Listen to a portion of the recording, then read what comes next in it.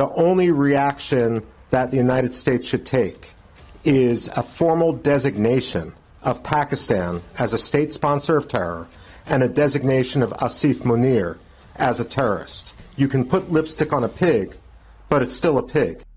ಸ್ನೇಹಿತರೆ, ಮೊನ್ನೆ ನಡೆದಂತಹ ಜಮ್ಮು ಕಾಶ್ಮೀರದ ಪೆಹಲ್ಗಾಮ್ ದಾಳಿಯಲ್ಲಿ 28 ಜನರು ಸತ್ತು ಹೋಗಿದ್ದಾರೆ.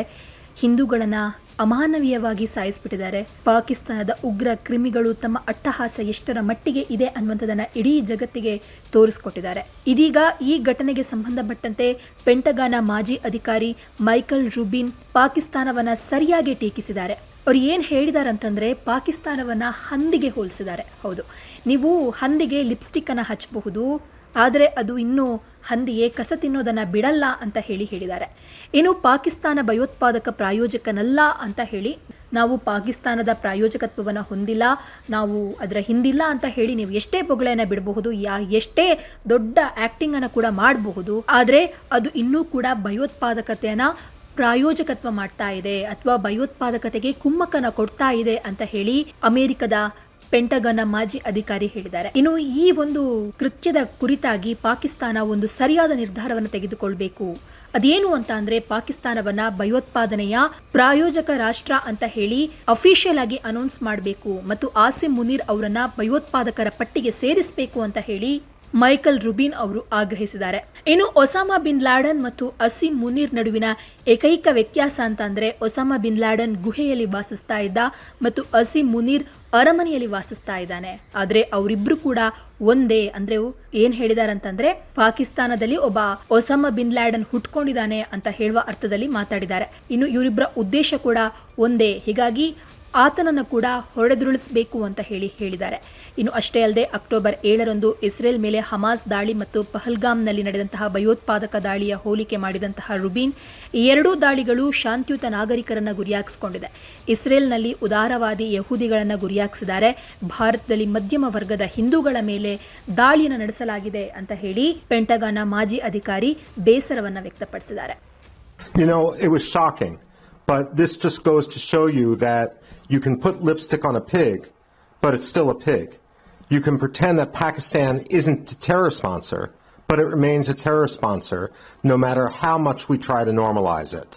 As for the timing, just as there was a terrorist attack when Bill Clinton went to India, so too does it seem that Pakistan wants to draw attention away from Vice President J.D. Vance's trip to India. The United States shouldn't let Pakistan get away with it, and we shouldn't pretend that this is some sort of spontaneous action. And simply put, the only reaction that the United States should take is a formal designation of Pakistan as a state sponsor of terror and a designation of Asim Munir as a terrorist. The only difference between Osama bin Laden and Asim Munir is Osama bin Laden lived in a cave and Asim Munir lives in a palace. But beyond that, the two are the same, and their end should also be the same. Right. You talked about General Munir from Pakistan. I'm sure you must have seen his speech about Kashmir being Pakistan's jugular vein. A warning sign clearly, out in the public domain. What indications point to cross-border involvement from the Pakistani side when we see that speech? Well, certainly that speech seemed to green light terror. Asim Munir, General Munir said, this is like Kashmir is the jugular vein. What India now needs to do is to cut Pakistan's jugular. There's no ifs, ands, or buts.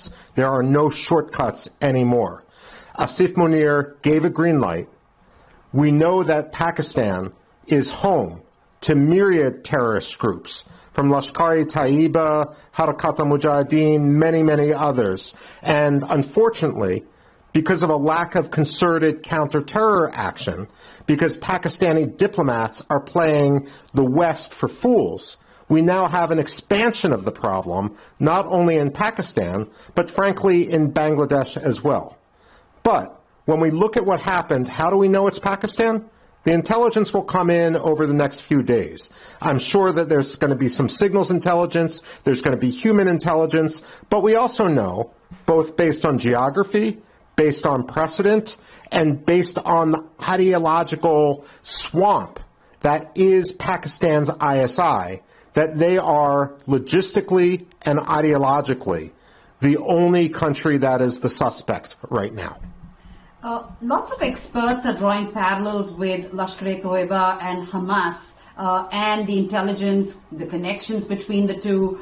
Do you see shared targeting tactics, specifically attacking civilians and targeting civilians of a particular religion? You know, that is exactly what went on. When we had the October 7th, 2023 massacre in Gaza, when we had the October 7th, 2023 Hamas attack on Israel, it was directed specifically against Jews, and not only against Jews, but among the most liberal Jews who were most prone to wanting peace and normalcy with the Gaza Strip, targeting a vacation resort, targeting, if you will, middle-class Hindus, is evident that the Pakistanis are trying the same tactic. Now, it should be no more successful for Pakistan than it was for Hamas, and frankly, it's now the duty of India to do to Pakistan and to Pakistan's ISI what Israel did to Hamas. It's time to wipe out the leadership of the ISI, to treat them as a designated terror group, and demand that every country that is an ally of India, every country that is an ally of the world's largest democracy, do the same.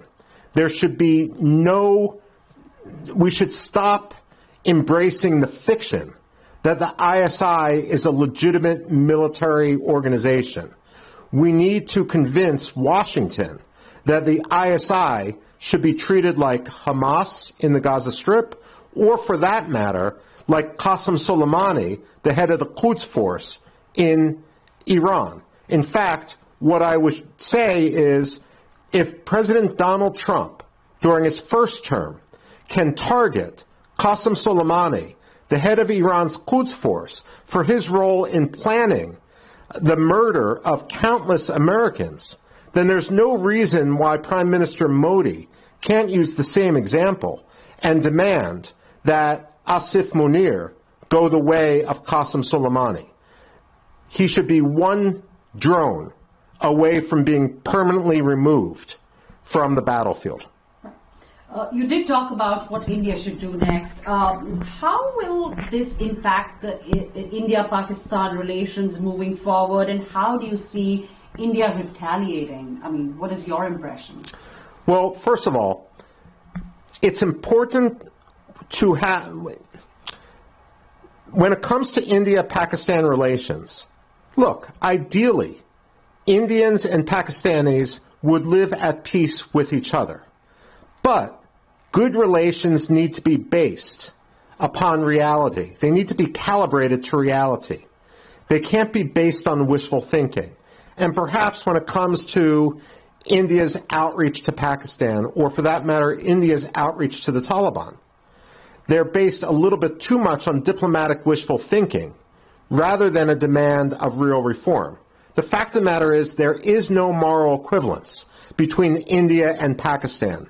India is a thriving democracy, a multicultural, multi-sectarian democracy. Pakistan is an Islamic state, and a state teetering on the brink of failure. The reason why Pakistan sponsors this sort of terrorism is not for Kashmir, like Pakistani authorities say.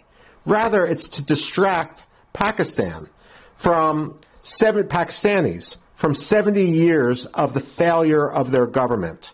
And the way I used to explain it when I would teach for the U.S. military is, if only 10% of Indians or 15% of Indians were educated and middle class, that would still be greater than the entire number of Pakistanis.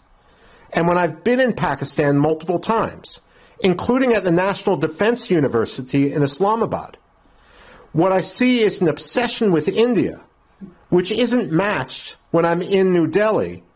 New Delhi wants the best possible life for Indians. They want their economy to thrive. Pakistan is obsessed with the outsider because they know that deep down they are a hopeless case. Right. You did talk about, the problems that Pakistan has been facing for the last 70 years.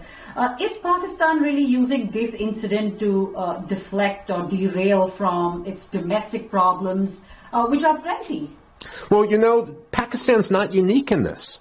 Many countries will try to precipitate a conflict in order to distract their public from their own failing. What's essential then is that India raise the cost of this sort of tactic so that Pakistan will not make the same mistake twice.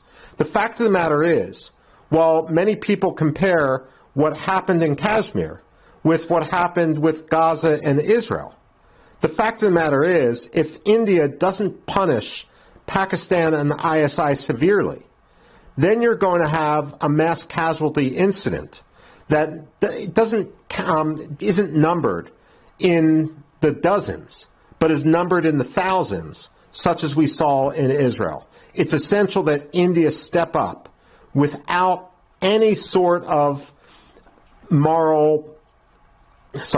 it's essential. 3, 2, 1. 3, 2, 1. When Iraq invaded Kuwait, Margaret Thatcher said to George H.W. Bush, "Don't go wobbly on me now, George." She understood that if there wasn't firm action in response to Saddam Hussein's aggression against Kuwait, that it would unleash a deluge of similar aggression elsewhere. Right now, Prime Minister Modi should be saying to President Trump, "Don't go wobbly on me now, Don."